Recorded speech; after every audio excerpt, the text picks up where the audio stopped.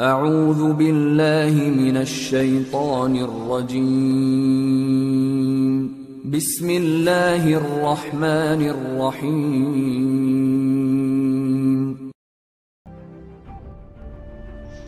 Nabi Sulaiman alaihissalam dianugerahi oleh Allah Subhanahu wa Ta'ala dengan sebuah kerajaan yang tidak akan pernah dimiliki siapapun, baik sebelum maupun sesudah Nabi Sulaiman alaihissalam. Hal ini karena doa Nabi Sulaiman kepada Allah Subhanahu wa Ta'ala, "Wahai Tuhanku, ampunilah aku dan anugerahkanlah kepadaku sebuah kerajaan yang tidak akan dimiliki siapapun sesudahku. Sesungguhnya Engkaulah Maha Pemberi." Maka dalam sejarahnya Nabi Sulaiman alaihissalam mempunyai kerajaan yang bahkan tidak akan bisa dibangun oleh manusia modern sekalipun. Nabi Sulaiman alaihissalam diberikan kekuasaan untuk menundukkan bangsa manusia dan bangsa jin, serta mampu menundukkan angin sehingga beliau bisa bepergian ke tempat manapun di bumi ini tanpa kesulitan. Semua kekuasaan Nabi Sulaiman alaihissalam benar-benar menjadi puncak bagi sebuah kerajaan yang pernah dimiliki oleh manusia. Istana Nabi Sulaiman alaihissalam sendiri dibangun dengan melibatkan para arsitek bangsa manusia dan bangsa jin. Untuk itu, istana Nabi Sulaiman pun tidak bisa dibayangkan kehebatannya. Bahkan lantai istana Nabi Sulaiman adalah kaca bening yang sangat kuat. Di bawah lantai kaca itu ada sungai yang dipenuhi ikan-ikan yang sangat indah dan sejuk dipandang oleh mata. Orang yang pertama kali melihatnya akan mengira bahwa lantai itu benar-benar air yang mengalir. Di istana yang super megah itulah Nabi Sulaiman alaihissalam mengumpulkan semua orang-orang terbaik dari bangsa manusia dan jin. Mereka diberikan jabatan sesuai dengan kemampuan mereka yang benar-benar terhebat di masa itu. Setelah kejadian burung hudhud mengirimkan surat kepada Ratu Bilqis di istana Saba, Ratu Bilqis berencana mendatangi Nabi Sulaiman dan ingin melihat secara pribadi kerajaan Nabi Sulaiman alaihissalam. Karena surat Nabi Sulaiman berisi sebuah ajakan sekaligus sebuah ancaman yang cukup memberikan intimidasi. Ratu Bilqis menyadari jika Nabi Sulaiman tentunya punya kerajaan yang lebih hebat dari negeri Saba, sehingga Nabi Sulaiman berani memberikan ancaman kepada Ratu Bilqis. Kalau Nabi Sulaiman tidak mempunyai kekuasaan yang lebih hebat, tentu beliau tidak akan berani berbuat demikian. Ketika kabar Ratu Bilqis akan mengunjungi Nabi Sulaiman alaihissalam terdengar oleh Nabi Sulaiman sendiri, beliau berpikir bagaimana caranya untuk menyambut Ratu Bilqis sekaligus memberikan kejutan yang akan membuat Ratu Bilqis tunduk tanpa penawaran. Maka Nabi Sulaiman alaihissalam mendapatkan cara supaya singgasana Ratu Bilqis didatangkan ke istana Nabi Sulaiman sebelum Ratu Bilqis tiba di istana Nabi Sulaiman. Dalam beberapa tafsir disebutkan bahwa singgasana Ratu Bilqis adalah benda yang paling dibanggakan olehnya. Singgasana itu dipahat oleh ahli dan terbuat dari emas murni, serta dihiasi oleh pernak-pernik dari batu mulia yang sangat langka.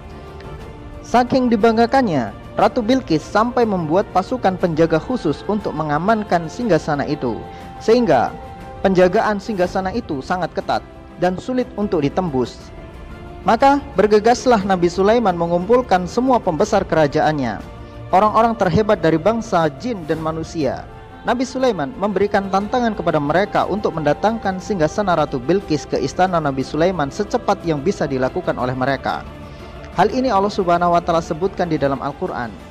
Sulaiman berkata, "Wahai pembesar-pembesar istana, siapakah di antara kalian yang sanggup membawa singgasana Ratu Bilqis kepadaku sebelum ia datang kepadaku sebagai orang yang berserah diri?"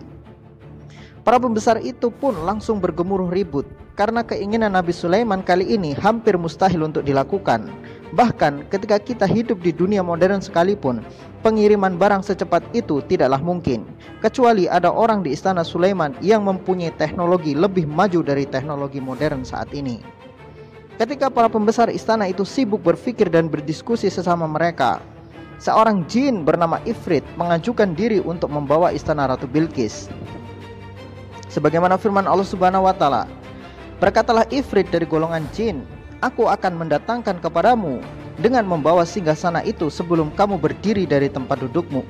Sesungguhnya aku benar-benar kuat untuk membawanya, lagi dapat dipercaya." Kekuatan Ifrit telah kita jelaskan di dalam video sebelumnya, di mana jin Ifrit adalah jin terkuat yang disebutkan di dalam Al-Quran. Kemampuan jin Ifrit melebihi logika manusia. Allah Subhanahu wa Ta'ala telah menyebutkan di dalam ayat ini. Jadi tidak usah ditanyakan lagi soal kekuatan fisiknya. Jelas dalam ayatnya disebutkan kuat dan dapat dipercaya. Ketika Ifrit merasa di atas awan karena ia adalah makhluk terkuat di tempat itu, tiba-tiba ada seorang ahli kitab yang berkata, "Aku mampu memindahkan singgasana Ratu Bilqis sebelum engkau mengedipkan mata." Allah Subhanahu wa Ta'ala sebutkan di dalam Al-Quran, "Berkatalah orang yang mempunyai ilmu dari Alkitab, aku akan membawa singgasana itu sebelum matamu berkedip." Maka tatkala Sulaiman melihat singgasana itu ada di hadapannya, ia berkata, "Ini termasuk dari karunia Tuhanku untuk mengujiku, apakah aku bersyukur atau mengingkari? Dan barang siapa bersyukur, sesungguhnya ia bersyukur untuk dirinya sendiri. Dan barang siapa yang ingkar, maka sesungguhnya Tuhanku Maha Kaya lagi Maha Mulia." Pemuda ahli kitab tadi memindahkan singgasana Ratu Bilqis secepat kilat. Ia mematahkan rekor milik jin Ifrit. Menjadi sebuah pertanyaan, kemampuan seperti apa yang dimiliki oleh pemuda ini? Disebutkan bahwa pemuda ini bernama Asif ibnu Birkhia. Dia diberikan pengetahuan tentang Ismullah Al-A'zam, yaitu nama Allah yang paling agung. Siapapun yang berdoa dengan Ismul A'zam ini pasti akan Allah kabulkan segera mungkin. Rupanya Asif ibnu Birkhia berdoa dengan Ismul A'zam setelah ia menyanggupi tantangan Nabi Sulaiman. Maka Allah perintahkan salah satu malaikatnya untuk membawa singgasana Ratu Bilqis ke istana Sulaiman secepat kilat. Hal ini menunjukkan bahwa kekuatan doa lebih hebat daripada kekuatan fisik. Ifrit sanggup membawa singgasana Ratu Bilqis ke istana Sulaiman karena fisik dan kekuatannya, tetapi Asif ibnu Birkhia memindahkan singgasana Ratu Bilqis ke istana Nabi Sulaiman dengan sebuah doa. Secara kekuatan Ifrit menang, tetapi secara ilmu dan iman Ifrit tidak ada apa-apanya. Ada beberapa teori konspirasi bahwa Asif ibnu Birkhia ini mempunyai teknologi yang sangat canggih dan lebih canggih dari teknologi manusia saat ini. Benarkah demikian? Tentunya ini hanya sebuah teori yang bisa benar juga bisa salah. Namun jika dipikir dengan logika, jika Asif ibnu Birkhia menggunakan sebuah alat untuk memindahkan singgasana Ratu Bilqis, tentunya ia butuh waktu lebih dari 1 jam untuk mempersiapkan alatnya. Apalagi mengingat saat semua pembesar dikumpulkan di hadapan Nabi Sulaiman, mereka juga tidak tahu karena apa Nabi Sulaiman mengumpulkan mereka. Jadi tidak mungkin bagi Asif untuk mempersiapkan semua alat itu sebelumnya. Mungkinkah alatnya sebesar handphone Android? Itu sepertinya mengada-ngada. Kita tidak perlu berteori tanpa dasar. Yang jelas, ulama telah menjelaskan kekuatan Asif ibnu Birkhia adalah kekuatan dengan doa, Ismul A'zam. Wallahu a'lam bishawab.